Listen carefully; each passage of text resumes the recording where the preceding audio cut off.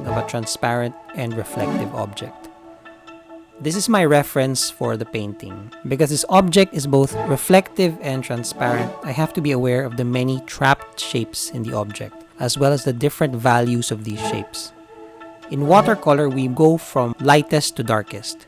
We build the tones gradually, keeping the highlights unpainted and the color of the paper. So the first thing to do is take a moment and look closely at the image and map out the different shapes. So identifying our highlights, which will be unpainted, then taking a look at the next lightest tones, then the middle tones, and then the darkest tones. For this demonstration, I used very diluted acrylic paints. I mixed the colors beforehand into containers of varying amounts of water. So I have my lightest tone at around 20% color and 80% water. My mid-tone is 50% color and 50% water. And my darkest tone is around 80% color and 20% water. Pero this is just guesswork. Depends on you how you measure it. Depende sa needs nyo and your calculations. First, wet the paper so that the color will diffuse better para yung edges nung initial lay-in will also be softer. Next, apply the lightest value of the color while keeping the highlights exposed. So, dapat iwasan yung highlights, hindi dapat pipintahan. Here, I'm working wet on wet, adding gradations of slightly darker value while my initial lay-in is still very wet.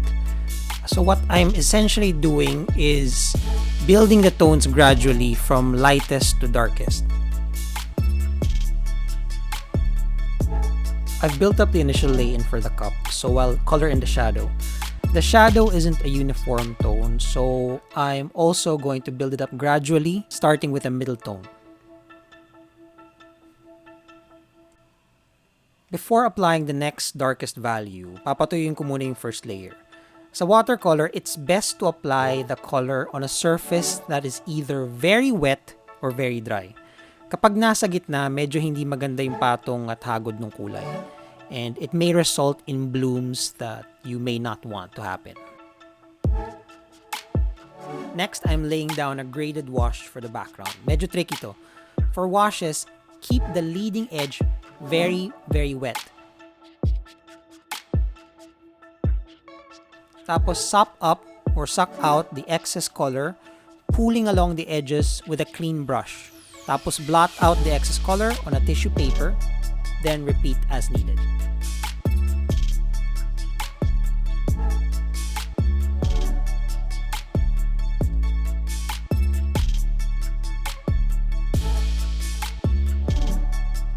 I'm just going to darken the background a bit more while it's still very wet.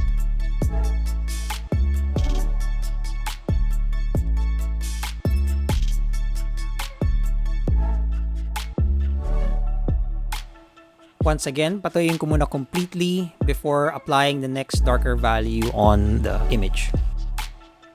So, when do you go wet on wet and when do you go wet on dry? Well, para sa akin, maganda mag-wet on wet kung gusto mong medyo diffused yung mga kulay, yung colors run together. Tapos nun, going wet on dry pag gusto mo medyo precise na yung mga tones. So, for me, I'm going to go wet on wet at the start para lang may initial energy and hopefully vibrancy yung painting dahil nagbi-bleed yung mga colors together. Tapos nun, as the image needs to be tighter, needs to become more detailed, dun na mag-wet on dry. So here I am working wet on dry, just building the tones gradually.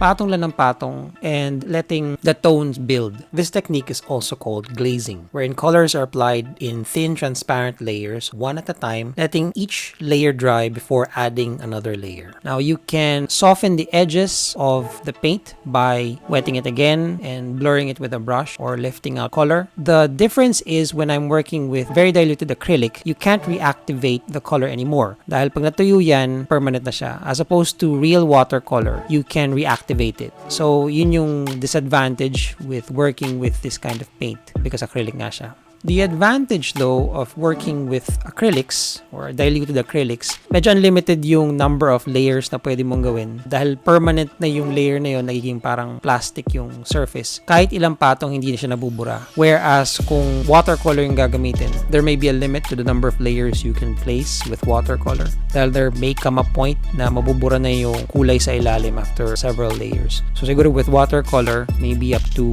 4 layers lang, maybe 5 is pushing it. Pero sa acrylic, because the layers are permanent, kahit ilang layers pa yan, unlimited, walang problema.